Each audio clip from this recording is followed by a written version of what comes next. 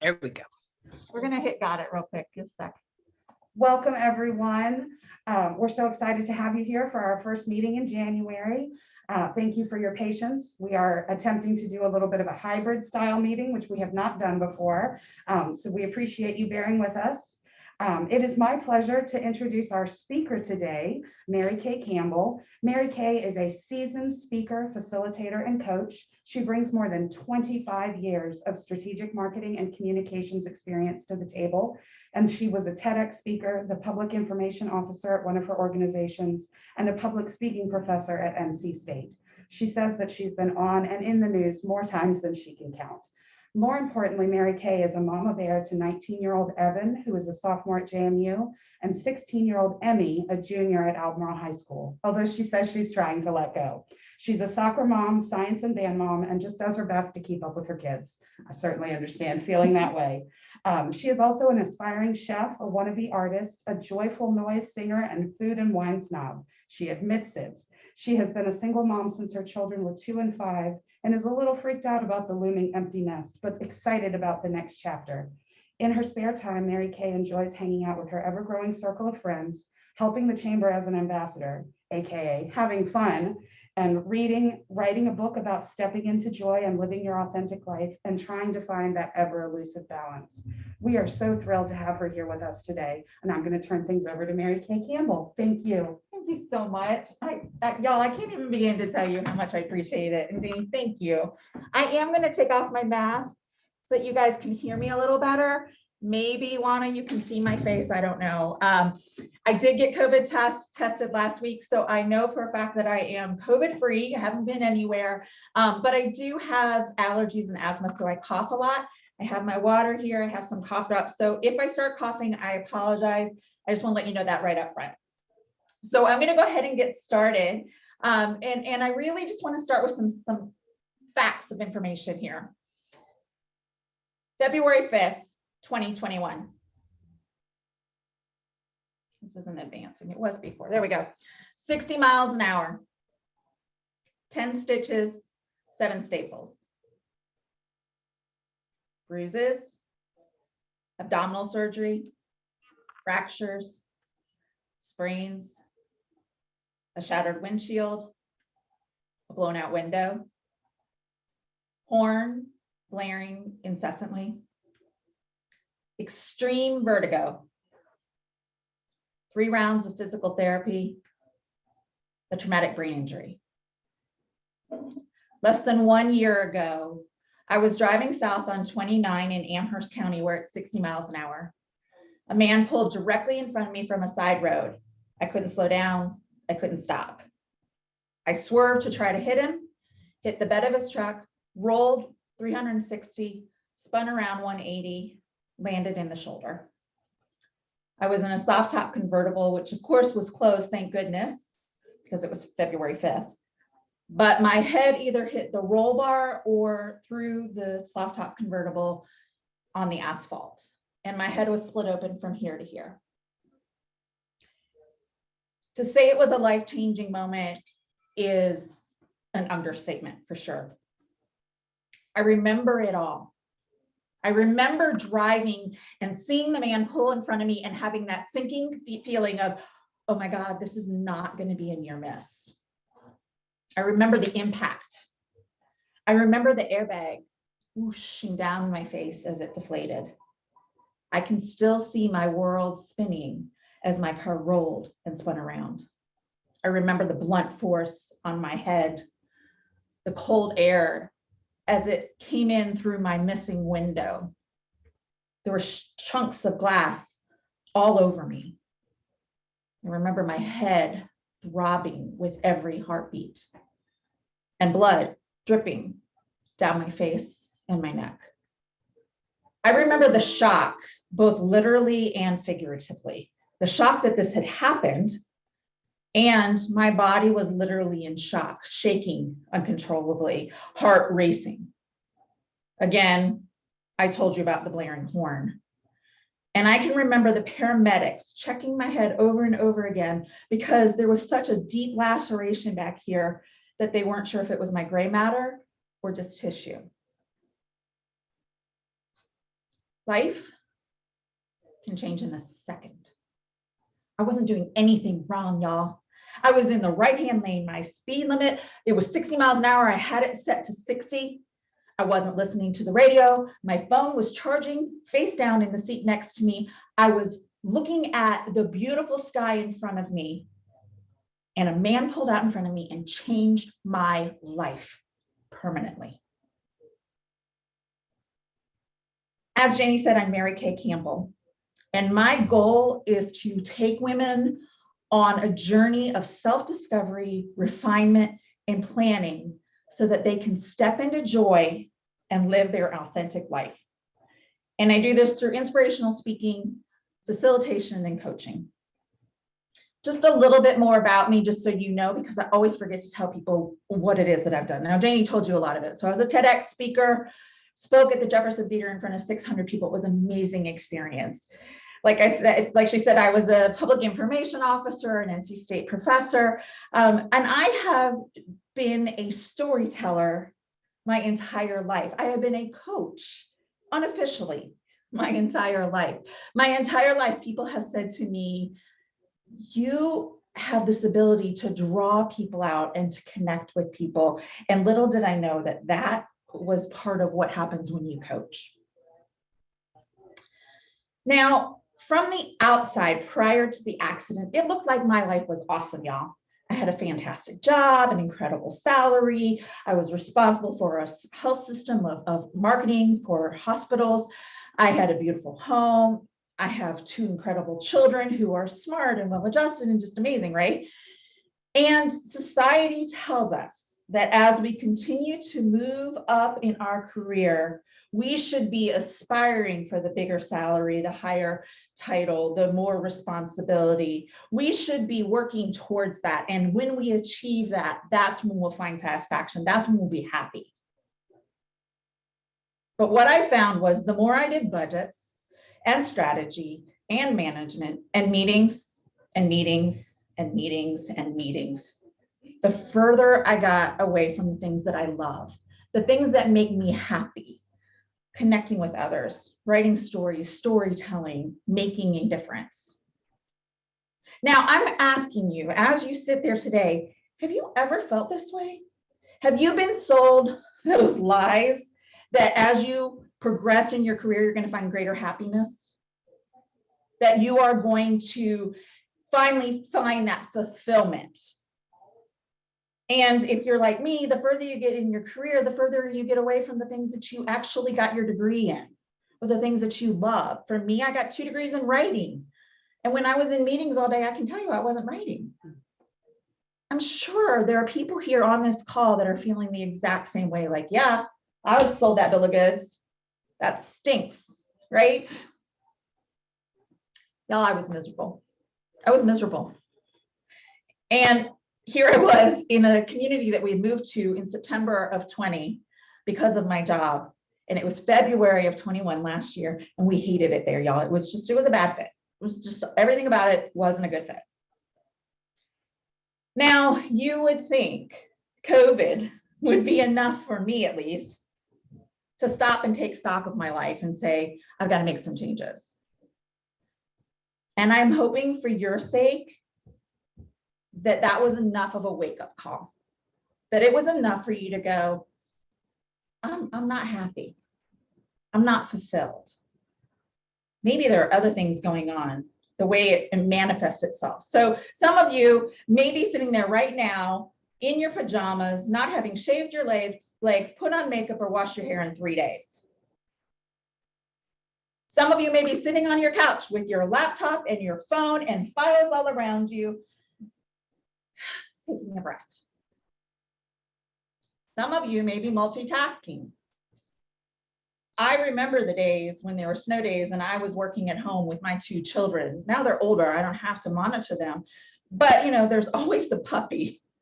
Y'all, I went from having kids that needed me to have a puppy that needs me. I don't know if I'm the only one, but my COVID puppy, although I got him right before COVID started, he thinks that he is the center of the world.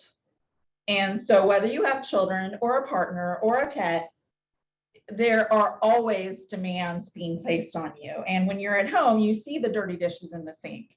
You see the pile of laundry. You see the dust bunnies everywhere. It is not always advantageous to be home and trying to work. Are y'all ready to pull your hair out? I know I have been.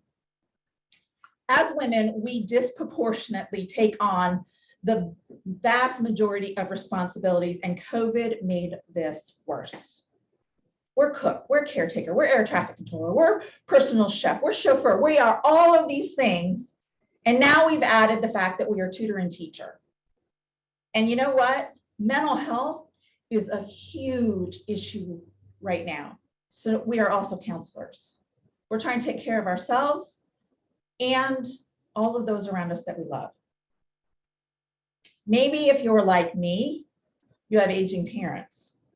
So not only are you worried about how to take care of them and protect them during COVID, but you've also got all the responsibilities of how do you make sure they get the care they need? How do they get to the grocery store? How do they get to the doctor's office and not be exposed? And oh my gosh, what if I bring it to them? What if my child does? And if you're also like me, maybe you have an empty nest or a looming empty nest. You know, particularly at this point in our life, we are really faced with this situation where we're in that sandwich generation. We have responsibilities on both sides. So I want you to think about, have you felt like you're in career jail? You know, those moments where you are on a treadmill or a hamster wheel and you're going and you're going and you're going and you're just going nowhere. Many of us feel burned out, unappreciated, unfulfilled, and like we're not good enough. I'm here today to tell you that those things are, you can do something about it. But before we move into that, I want to talk about the warning signs that maybe this is something you need to address. There's all kinds of traumatic things that can happen in your life. Job loss, relationships that are falling apart, insomnia, high blood pressure, migraines. Y'all, I was grinding my teeth so much, even with my night guard, that I cracked a tooth that had a silver filling in it and had to get a crown in my molar. Like, that's what stress was doing to me. Gaining weight, we were just talking about before we started the meeting about that COVID-20, right? We are all faced with, we've been sitting on the couch, we haven't been doing as much, we're stress eating. And if you have teenage girls, maybe they're not eating. It's gone up significantly. Heart disease is the #1 killer of women. And this pandemic and this point in our lives is not making that better. I pulled a couple headlines just for you to see the impact of COVID. This is just COVID, y'all. This isn't even like all of the other things that impact us that I talked about earlier. So I talked about my molar cracking. Yeah, I was not alone in this. The extra weight, migraines are worse. It can impact your sleep. Heart disease and diabetes are climbing. Depression rates have tripled. And for those of you in the room or in your homes who are in midlife, like me, and I recognize that there might be some gentlemen and some of those of you who are not at midlife yet, so you can just tune out for 2 minutes. I want to get real about this point in our lives, because the reality is we do not talk about it. We're embarrassed by it. We are not addressing it head on, and we feel alone. Menopause, y'all, is real. It can make you flaky. It can make it hard for you to multitask. It can make you moody. It can do all kinds of fun things. For me, the abdominal surgery I had required the accident. I'm giving you really personal information here, y'all, which is typical of me. The force of the accident forced my IUD through my uterine wall. And so I had to have it surgically removed. It turns out it was just deeply embedded. But what happened was, after they surgically removed it, I immediately started getting ridiculous hot flashes, like to the point where I was going like this and water was dripping off of me. And I was like, I never thought I would do HRT, hormone replacement therapy. Y'all, I am so glad I did. But how many of you have suffered without ever having somebody say to you, maybe you should look into this? It is not a weakness, it is a treatment. There's also something that we really don't talk about as women, and that's the stress-induced incontinence. And that has to do with when you laugh, when you sneeze, when you cough, when you exercise, you have a little leaking. It is a physiological thing, and it is truly just an aspect of being a woman. And as you get older, your urethra starts to sag, and that's what causes it. Studies show that at least half of women over 50 have this, but what they really believe is that 3 out of 4 women have it because they're too embarrassed to talk about it. And then, of course, there's sagging everything, right? We're just not even going to go there. I'm not going to talk on this. This is for long. This is a soapbox of sorts, but it's really more the meat of this today is really to move beyond all of these things that are like, oh, right? Some things in life are kind of hard right now. Enough is enough.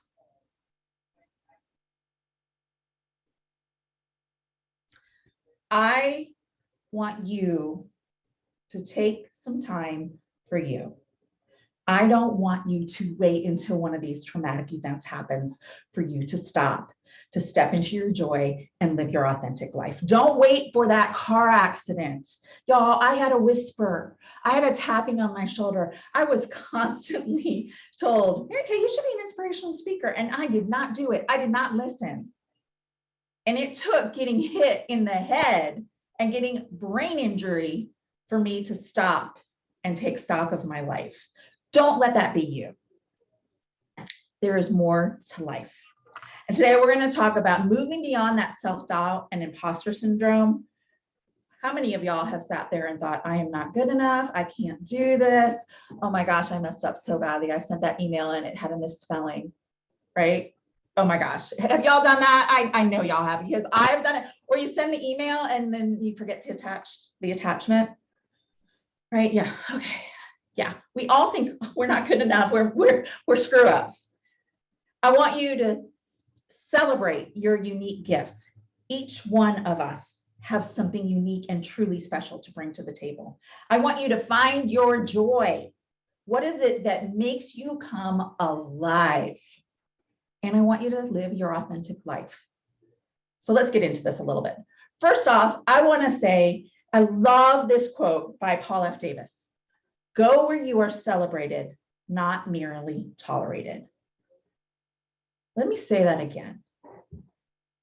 Go where you are celebrated, not where you are merely tolerated. Here's the thing, y'all. I know that I am loud, I am full of energy, and I am not for everybody. I'm not. I fully own that, y'all. I don't know if it's because I'm almost 50, if it's because of COVID, if it's because I had this accident, but the reality is I am not for everybody. And I'm finally okay with that. I love this quote by Albert Einstein. It says, everybody is a genius. Stop, listen to that again, y'all. Everybody is a genius. But if you judge a fish by its ability to climb a tree, it will live its whole life believing that it is stupid. So how do you live your authentic life? Have you ever felt like you're a square peg in a round hole? I worked with 2 financial organizations in town. They are amazing organizations, y'all. I would recommend them hands down. Brilliant people. But financial organizations tend to be pretty conservative and traditional, and I am far from both of those things. And I kept trying to make it fit. I kept trying to make myself fit. And have you ever felt like that? Like, okay, if I can just like change this little bit about me, maybe it will be a better fit. I want you again, remember, go where you're celebrated, not merely tolerated. So when I was sitting in that ambulance, I had an existential moment at its finest, y'all. It took, like I said, me getting hit over the head. And we had just moved to Lynchburg 5 months before. And I literally didn't know who I was going to call to come get me from the hospital. Literally. I was like, we've been here 5 months. It's the middle of a pandemic. My entire network is in Charlottesville.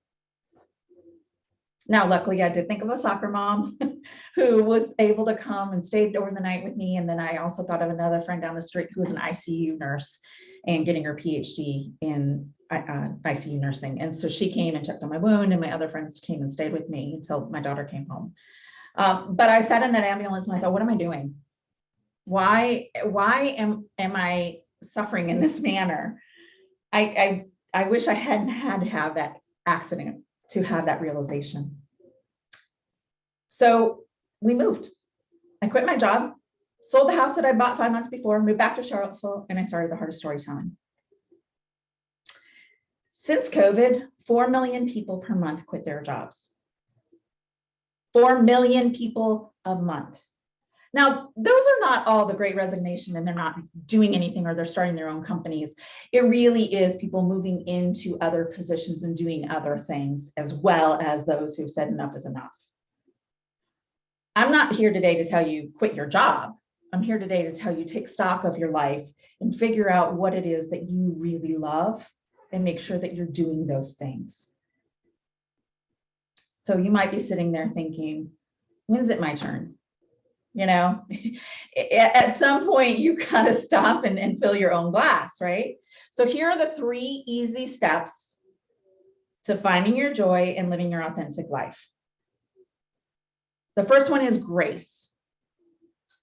And that means extending grace to yourself and to others. We're gonna go into all these in a little bit. The second one is superpowers. And the third one is joy and how to find that.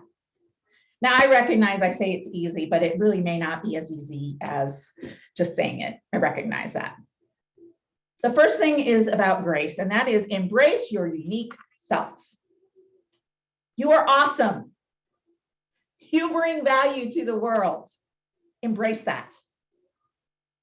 And like I said, I'm super colorful, I'm loud. If there's an elephant in the room, I'm going to address it. So if you don't want it addressed, don't invite me to a meeting. And y'all, that's okay that I'm not for everybody. I was recently working in a co-working space and it was like a library. And I was like, oh, it's quiet in here. And I was in a common area and I was on a Zoom call and unfortunately my earbuds stopped working. And so I had the volume turned really low and I was talking as quiet as I could, which for me is difficult. And at the end of it, someone came up to me and said, can you go into this other space next time you're on a Zoom call? I felt horrible, y'all. Oh my goodness. I felt like I'd been reprimanded like a kid. And I beat myself up for about a day and a half. And then I stopped and I realized, you know what? I bring excitement, energy, innovation to the room. I get people excited about things. I get people behind things. Those are some of my greatest strengths. And so what I realized is this is an amazing co-working space. Y'all, it's amazing. But it's not for me. I'm supposed to be in a coffee shop where it's okay if I talk, where I have that energy around me because I do best when I have energy around me. I'm a true extrovert. So if you are in a space where you're like, I feel like I'm a child being reprimanded, I encourage you to step back and stop berating yourself and start embracing who you are and what makes you truly unique. And with my TBI, I say words that I think are the right words, but my brain reverses them and it's often rhyming words. So things like, I texted my daughter, I said, it's less than a while instead of mile. I one time was describing what I do as a chamber ambassador and I said, treating people. I even spelled it right instead of greeting. Like my brain just messes things up all the time. And I have learned that I have to extend grace to myself because I could really, really be upset with myself right now. And it shouldn't just be because I have a TBI. If you are berating yourself, if you are constantly that negative voice in your head, I'm asking you right here and right now to stop. The person you spend the most time with is you. The voice you hear the most is your own. And if you are not treating yourself with the kindness that you would treat your friends, I want you to stop and take stock of that. Because everything you say to yourself is playing out in everything that you do. And you have value. So stop beating yourself up. And extend grace to everybody else too, y'all. Because here's the reality. We are all struggling. we are all struggling before COVID, but it has amplified it significantly. So I encourage you, when someone on customer service is rude to you, or someone cuts you off in traffic, or whatever it might be, that you will stop and just pause, take a deep breath, and recognize that there might be something else going on and we don't know, and just extend grace. Assume that people are coming to the table with the best of intentions. If you can change your internal dialogue that somebody is doing the best that they can, the best we can ask for. So how many of y'all remember the scene from Ghost? Can you raise your hands? I can kind of see some of you. So some of you, yeah, okay. Like, I don't know about you, but when I saw this, I decided that I wanted to learn how to throw pottery. Like, I was all about it for 30 years, I guess, I don't know, about. I wanted to learn how. And finally, because I'm on long-term disability right now, I had the opportunity to take a pottery class this fall. I suck. Y'all, you see my attempt at trying to make a cup? Kind of looks like the cover of Oh, the Places You'll Go. Y'all, I'm really, really bad at pottery. And for 30 years, I wanted to do this, and I finally did it, and I suck at it. And that's okay. It's okay to not be great at everything. We're not supposed to be great at everything. It's all about your perspective. I was in the Kroger parking lot and I saw this bumper sticker on a Jeep, and I thought, oh, I love that. I literally got out and took a picture of it. My daughter thought I was crazy, but I love it because it's just flipping things, right? And then the sidewalk on the right-hand side, it is actually flat. That is an optical illusion that has been painted on the sidewalk. Now, with my TBI, I definitely should not walk on that sidewalk because I think I'd fall over. But it's to get you guys to think about getting outside of your own head and changing your perspective. So be kind to yourself, extend grace to everyone, especially yourself. The second thing is about superpowers. Now, some of you may be sitting there going, I've heard about this. This is, I don't know what you're talking about, Mary Kay, right? Like, seriously. And I will tell you that I did not embrace my superpowers for a very, very long time. It really took about 15 people telling me what my superpowers were for me to go, maybe I need to listen to this.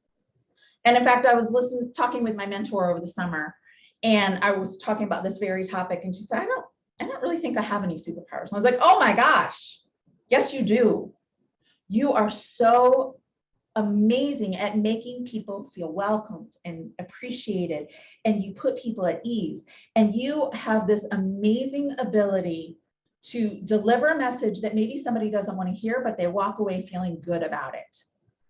And she goes, oh, I didn't think about that. I mean, like, it's just something I do. And I said, that's exactly right. When it's your superpower, you don't think twice about it. You don't think about, how do I do this? It literally just comes to you. It's not difficult. And it's only until people point out to you that it is something that is unique that you go, oh, this is my superpower. I need to embrace this. And my mentor, she works in development. What better superpower to have than making people feel awesome about who they are if you're working in development? Pottery's not mine. Just wanted to remind you. So my point is, thank goodness we're not all alike. You may be sitting there thinking, I'm colorful, I light up a room, I have so much fun, and I wish I could be sharper. I wish I could like do accounting or something really precise. I wish that I could do that. Or you may be that person that is amazing with numbers and super precise, and you're wishing that you weren't that wallflower at a party. Again, we all add value. And if you think I'm not colorful enough, or I'm not sharp enough, or I'm not anything, then I encourage you to stop and rethink that perspective, because you add value exactly how you are. Stop trying to be like everybody else, because you know what? You don't like everybody. Why should they like you, right? I mean, let's get real here.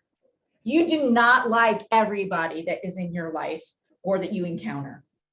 You don't. So why do we have this expectation that everybody's going to love us? That is so unrealistic. The last thing is what brings you joy. And there's actually 3 things under this because there's a lot more to it. So the first one is make a list. And I do not want you to self-edit. And I'm going to give you a story about an example from my life. About 10 or so years ago, I was at a women's retreat for church. And the guest speaker, the keynote speaker, was talking about this very thing of what lights you on fire. What brings you the greatest joy? What is it that when you are doing it, you are hitting it on all cylinders? And she said, I want you to think about those, and I don't want you to edit. And I want you to tell the person sitting next to you what that is. Y'all, I came up with 3 things, and one of them I was like, oh, heck no. I am not sharing that. No way.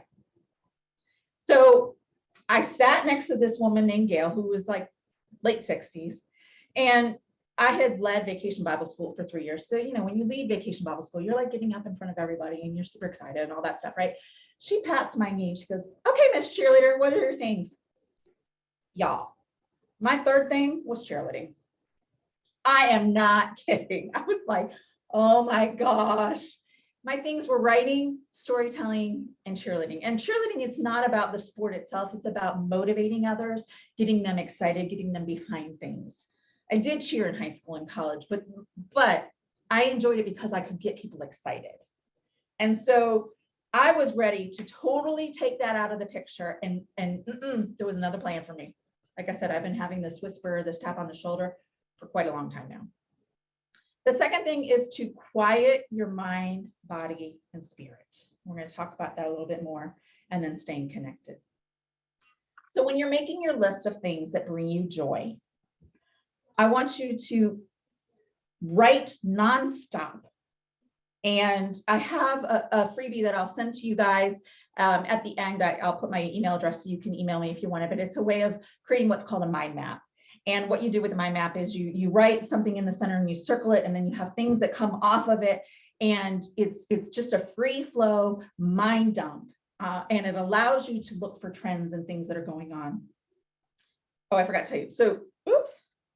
So my 3 of the things that bring me joy, and there are a lot of things. I love to be out in nature. I'm out in nature, I'm happy. I love to cook, and I love good food. And I love the fine arts, music, whatever. So like I said, I will send this to you. I know you can't probably really see it, but it's an example of my mind map. And there are several categories that I would encourage you to start with. And I don't want you to self-edit, so I really want you to just write nonstop. The second one is quieting your mind, body, and spirit. And I love this quote because it says, the quieter you become, the more you can hear. You know, there's this other analogy of you have 2 ears and 1 mouth. Listen twice as much as you speak. I'm not good at that, y'all. I'm just going to acknowledge that. But some of you may be going, oh my gosh, Mary Kay is going to talk about meditation. This is me meditating, right? Okay, all right. Or like this. Deep breaths. Deep breaths. My nose itches. Deep breaths. Oh, my nose really itches. Think I can scratch it and still stay in this meditative? I gotta scratch it. Okay. Deep breaths. In through my nose, out through my mouth. Wait, I gotta breathe from my belly. God, I'm kind of hungry. Oh no, I forgot to put something out to defrost. What am I gonna do for dinner? Wait. Deep breaths. Man, I gotta go to the grocery store. Oh crap, we're out of milk.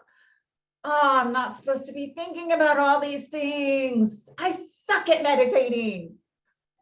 All right, has anybody ever had that experience? Okay, you know, like I know that I am not the only one, right? Like, and my hats are off to people who meditate for long periods of time. I will say that I've been working on it for about 15 years, and I can do about 10 minutes in the morning, most days. And I think about lots of things, but here's the thing. There are lots of things that you can do to quiet your mind, your body, and your spirit. And it doesn't have to be meditation. In fact, they found that if you spend 10 minutes playing solitaire on your phone, it like before bed, it has the same calming effects as meditation. So there are lots of options and different ways of quieting your mind, body, and spirit. But I would encourage you to do so because it really does allow you to connect with nature, to connect with what's going on physiologically in your body, to connect with what's going on in that racing mind of yours, to connect with other people. I mean, it just really is incredibly valuable to slow down and to get off that hamster wheel every now and then. The third thing is to stay connected. And that is particularly difficult in today's age, right? COVID has made it so hard to stay connected. And if you feel like I'm the only one that is experiencing this, you're not alone. You're not. Remember my whole pottery thing? So I made these. Wow, can you believe that? I made those, but I only made them because my instructor, Patrick, helped me a lot. And my point is that we need help. As women, we have a tendency to say, oh, I got it. I'm good, thank you. But when we do that, we are robbing our friends and our loved ones of the opportunity to do something that they really, truly want to do for us. We're robbing them of the opportunity to have joy. Because here's the thing. If someone needs something, I am like, I'll help you. My neighbor fell on the ice the other day and I happened to be outside and I had to call 911 and he had to go by ambulance. And, you know, and y'all, I've lived in this place since March, end of March, but I had only waved to him. He lives 2 doors down. He's never home. And so he's laying on the ice. And I'm like, by the way, I'm Mary Kay. I've waved to you. What's your name? And I knew his wife was out of town. And so I made chicken noodle soup and I took 2 packages over to him and I told 2 other neighbors and they brought him food. And I wanted to do that. But if he had been like so many of us, oh, I'm okay, thank you, I wouldn't have had the opportunity to try to make someone's life a little easier, a little better. And so I encourage you to be willing to say yes and thank you. I know it's hard, y'all. When I got divorced 14 years ago, my ex-husband used to say to me all the time, you'll never make it. You could never live on your own. You've never lived independently, which was true. I hadn't lived independently. We got married a year out of college. And I felt this compulsion to do it all on my own. I wanted to make darn sure that I was never going to be dependent on anyone ever again. I wanted to make sure that I could stand on my own 2 feet. And what that means is that I denied my friends and my family the opportunity to support me because I felt like I had to do it all by myself. And you may be sitting there feeling the same exact way. Maybe you didn't go through a horrible divorce. I hope you didn't.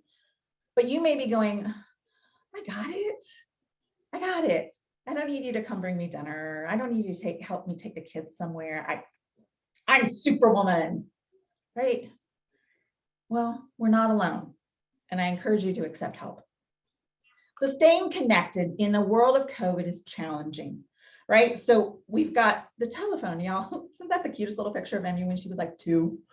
I don't know how much y'all can see over there, but she is using a real phone because that's how long ago it was. Pick up the phone. It's different than texting. It's different than emailing. Y'all, we live in a great place where we can do things outdoors. So go to a winery, go to a brewery, go hiking, get outside and do stuff with your friends and family. Sit around a bonfire. I absolutely want you to be as safe as possible and avoid spreading COVID, regardless of whatever your stance is. Doing things outside is going to be better for all of us. And it's freaking cold outside. So finding things that will give you the opportunity to be outside and still have that connection with people is really important. And I encourage you to look for ways to do that. So I want to talk about filling up others' cups. So I have real high tech here. I have a cup that says Evan, my son. I have a cup that says Emmy, my daughter. And I have a cup that says Jake. And I have a bottle of water. And I want to use this as an illustration of how we as moms or women, or if there's some men on the call, you too, but particularly women, we tend to fill up everybody else's cup and neglect our own. So my son, we're going to pretend my son was still at home because, he's in college and he doesn't need anything right now, right? So we're going to pretend he's still in high school. Mom, I've got AP test. Can you send in the check? Emmy, Mom, I've got soccer practice and then I'm going to a sleepover. Jake, my puppy, let me out. Let me out. You're on a Zoom call. Let me out. I don't know about y'all. That happens all the time. Evan, hey, Mom, I got to go to band practice. Can you take me at 6 a.m? Emmy, Mom, I got to buy a present for someone for their birthday. Jake, let me out. Let me out. Let me out. Where are you in this equation? Where's the water for you? And when you have poured all of your water out for everybody else, there is nothing left to give them when they still need something. So don't pour all your water out without replenishing it. Have water for yourself too. Taking time to nourish your body, your soul, is just as important, if not more important, than taking care of everybody else in your life. It's like the mask when you're on an airplane, right? You know, the reason they tell you to put it on before you put it on the children, it is because people die trying to put the mask on their child first because they're so worried about their child that their child and they die. Whereas if you put the mask on yourself, you are okay enough to take care of your child. So we have to remember to take care of ourselves. So you may be sitting there going, Mary Kay, this is great. Great advice. How can I make this happen? Right? Like, you might be like my son here. I think he's 8 or so in this picture. And I don't know how well y'all can see it. I'm going to move out of the way. He is leaned over as far as he possibly can be, as close to that water as possible. He's bent way, way over so as to minimize the possibility that he will belly flop or that, it's scary to jump into the water. And then you have my daughter here. She's like 5 in this picture. This is literally taken right after him. If you look, it's like the same girl. She's like wide open, y'all. Jump right in. No fear. It is hard. I recognize that. I love this quote. I saw it on LinkedIn the other day. It said, 2022 is going to look exactly the same as 2021 unless you get out of your comfort zone. What are your limiting factors right now? What's preventing you from really stepping into your joy and living your authentic life? Nelson Mandela once said, it always seems impossible until it is done. So my advice to you today is do it. Yes, I know it's scary. Yes, I know you could fail. But you know what? If you don't try, you are guaranteed 100% to fail. H. Jackson Brown once said this, and a lot of people attribute it to Mark Twain, but it's actually from Life's Little Instruction Books. And it is one of my favorite quotes. And I'm going to read it twice because I want you to really hear it. 20 years from now, you will be more disappointed by the things that you didn't do than by the ones that you did do. So throw off the bow lines, sail away from the safe harbor, catch the trade winds in your sails, explore, dream, discover. Y'all, 20 years from now, do you want to be disappointed that you didn't take that chance? That you didn't live your authentic life? That you didn't go where you were celebrated and you were only tolerated? I don't want you to look back on that and have that feeling. So stop living in that pain. Deepak Chopra once said, if you live your life with full intention, the universe will show up. Y'all, you have to live with your full intention. You can't just dip your toe in. You have to embrace it and say, this is me. And I like who I am. And these are the things that light me on fire. And these are the things that I excel in. And I am going to live in that space. So do you want to dig deeper? Can y'all see my cute little puppy? You see how he like dug in the mud and he clearly wasn't allowed to, and you see that guilty face? Like, okay, I just had to include that because I think it's super funny. So if you want to dig deeper, if you want to go further into this work that we're talking about, reach out to me. I'll be happy to sit down and talk with you about how you can step into joy and live your authentic life. Thank you all very much. And what we're going to do now is we're going to open it up for questions and answers. Y'all have questions? Andrea is going to help moderate this. There's something on here. I'm just going to hit OK. Oh, maybe I shouldn't have done that. I have Anne Marie's computer here. Well, Marianne, until someone, Mary Kay, why do I keep calling you Marianne? I'm combining you and Anne Marie and Mary Kay. All right.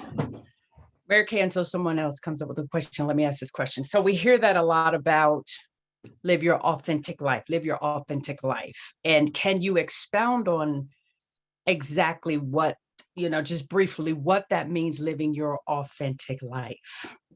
Yeah, I mean, like I think about when I was in that co-working space, I was so upset with myself for talking quietly and disturbing others. And I obviously I don't want to disturb others ever. And I spent, like I said, a day and a half just beating myself up about it. And then I stopped and I thought, wait, what I bring to the table, like my greatest contributions is often the fact that I get people excited, that I add vitality and life to things. And so it really is that, okay, I could berate myself and be angry, or I can say, I'm going to be authentic. And that may not be the right space for me, and that's okay. I'm going to be my authentic self in a coffee shop. And your authentic self is? Loud. Loud. I am loud. Okay. And colorful and energetic. All the things you just, okay. Okay. But, for somebody else, it might be, I really like to be by myself and I like to work independently. And I really like when it's quiet around me. And I work in an environment where there's lots of stuff going on. So is it okay to close my door? Is it okay to talk to my boss about, I'm really productive when I am home working? Can I work from home 3 days a week and be in the office 2 days a week, to have those synergetic meetings and to have that opportunity to collaborate? But you're going to give your best when you have that time to separate. So it's truly a very independent thing. And it's something that you as an individual have to figure out for yourself. But it's about being honest with yourself. It's about being honest with those around you. And it's little steps. So, I'm not saying you make a change today and your whole world changes, unless you get in a car accident like me. But yeah, there are ways of identifying what those things are and then taking little steps to achieve it. Right. Because some of us are working in jobs where we're trying to figure out how to be our authentic selves, while being respectful of other people being different from us. So 100%. without losing who we are, shutting down who we are, as you said, when you were working in those financial institutions, not giving up who we are just to fit in or be accommodative to others. So right. And without a doubt, Andrea, I know that there's a balance, and sometimes what you've got to do is figure out where you can find those places to be your authentic self. So it may be that you're doing those things when you are in a situation outside of work. Or it may be that you go to your boss and you say, you know what, we have a holiday party coming up and I love planning parties. Can I do that? Even though you're an accountant or you're, something totally different. And looking for those opportunities where you can add value and feed your soul. Because I guarantee you there are things everywhere where you work where you can add value and still feed yourself and still be who you are. Yes, I had to close my door when I was talking on the phone, and I had to tone down who my exuberant personality is in some of those situations because I just really overwhelmed everybody. And I was loud. I'm just loud, y'all. It's just the way it is. So it's a balance, Andrea, 100%. And you had to at some point get to a point where you had to stop apologizing for who you are. Yeah, I'm not good at that still, as you know, earlier today. But yes, yeah. And like I said earlier, I don't know if it's because I'm almost 50 or if it's because of COVID or because of the car accident. but I've kind of gotten to a place where I'm like, y'all, this is who I am. Like literally, this is who I am. And I am wide open with people. Like I was talking, my hope is when my daughter graduates, I want to go to Wilmington. I love being at the beach. And so I thought I would really love to live in that community. And I was talking with someone down there yesterday who owns an agency. I reached out to him because I wanted to know about the community, and it turned into a job interview. And I was like, and I literally said, look, I'm loud, I'm independent. I am going to come up with off the wall ideas. And I want to be somewhere that celebrates that. Like I literally laid it on the table and I said, and I did say, if you don't want the elephant in the room to be addressed, don't put me in the meeting because I am going to address it. I don't like this beating around the bush stuff that sometimes we do that, then we're all like, well, that wasn't really the problem and we didn't talk about it. But I recognize that you can't always do that. And so it's a balance in figuring it out, especially here. This is a very small market. There's not a lot of opportunities. So you have to be conscientious. And like I said earlier, extend grace to others as well as extending it to you. For sure. Friends, questions for Mary Kay?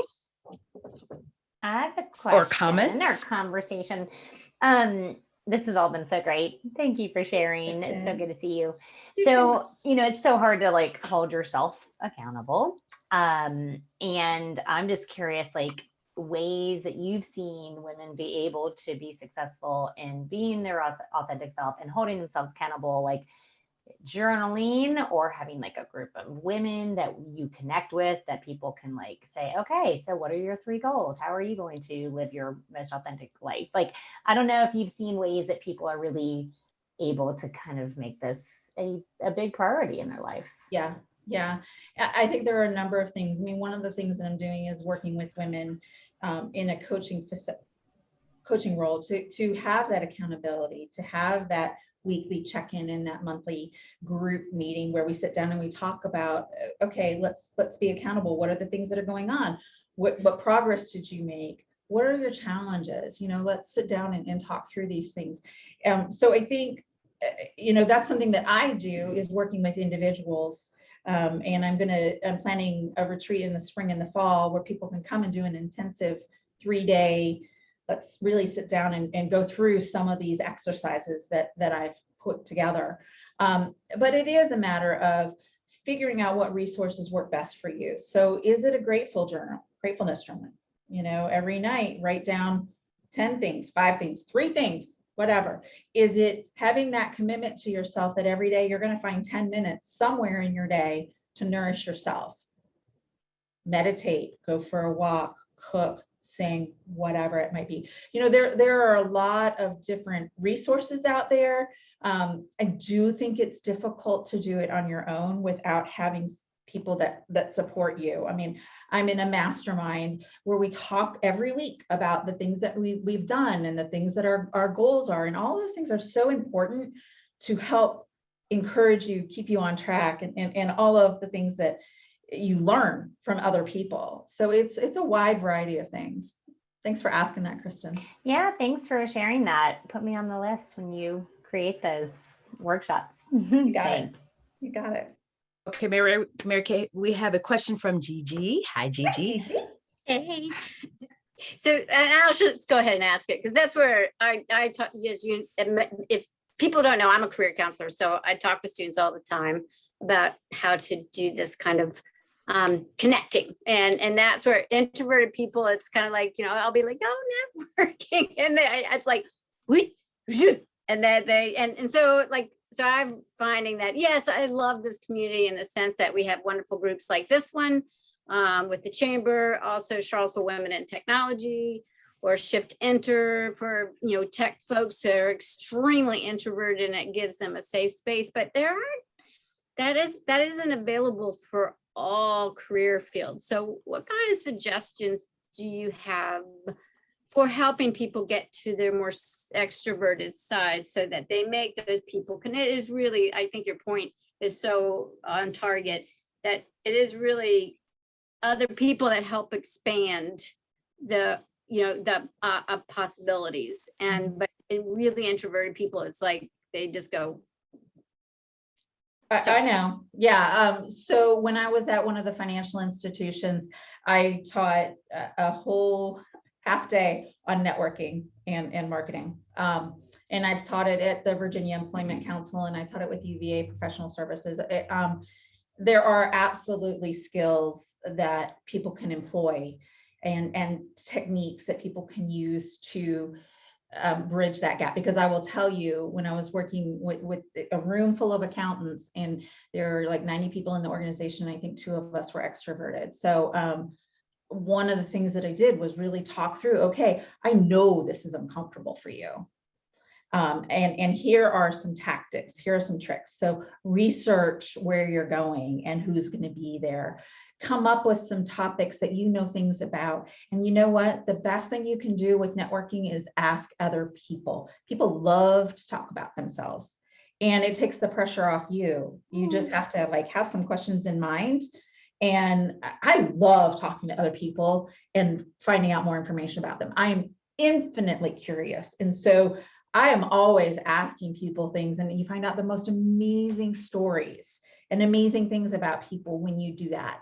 So coming in prepared, I think, is probably one of the most important things that introverts can do, because it gives you a game plan, and it gives you some tools. And I think the other thing to really think about is you're not there to make 25 connections. If you make one solid connection, you're doing great if you're an introvert. Like, seriously, don't latch on to somebody, because then that becomes really awkward.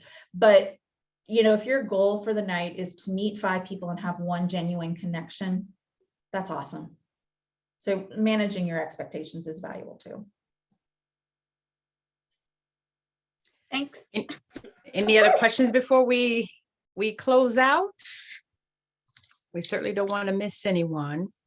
Comment? Yes, go ahead, Maggie. Take yourself off mute. Yeah. Hey guys, I just wanted to say thank you so much for having me. It has been absolutely amazing. I've taken so many notes, and your enthusiasm is just, I mean, wow, I just love it. I've always been the one that comes to the room bright and colorful, and you know, obviously I've got the hair, I've got tattoos, I've got piercings, and people are like, what is she doing here?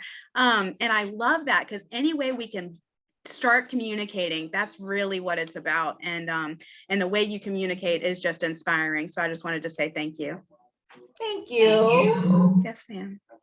I saw you, Maggie. I was watching you. You were in that amen corner. Yes, girl, I am all about it. Look, I am here to just hype up anybody who is living their true, authentic self, because I know what it's like to just hide and conform and be told what to do, how to act, what to say. And that's not for me. And obviously it's not for Miss Marie Kay either, because it's just, I mean, we've all got to live our best authentic life. And that's what gives me life. And that's what everybody else needs to just embrace. And so I just love that that's the kind of community you guys have here. And it's been a delight being a part of it today.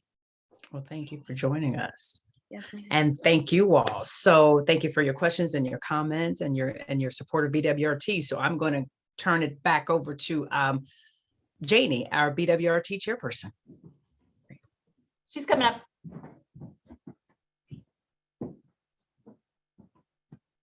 Thank you, Andrea. And thank you, everybody, for being here with us today. I agree, it was a fantastic meeting, so inspirational.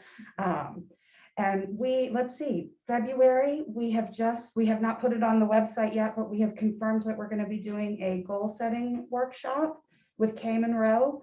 I talked with her earlier this week, and we're really excited about doing a little bit more of a workshop-like session. And that's a little different than something that we've done in a while. So I hope you will join us. It will be February, gosh, I think it's the 17th. It's the 3rd Thursday, as is typical with our meeting schedule. I believe it's the 17th.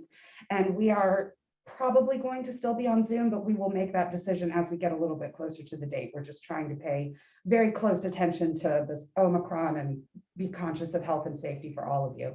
But thank you so much for being here today. And I'm Janie Cast. I'm the chair for the group. And if you have any questions or want to talk with me about anything, don't hesitate to reach out.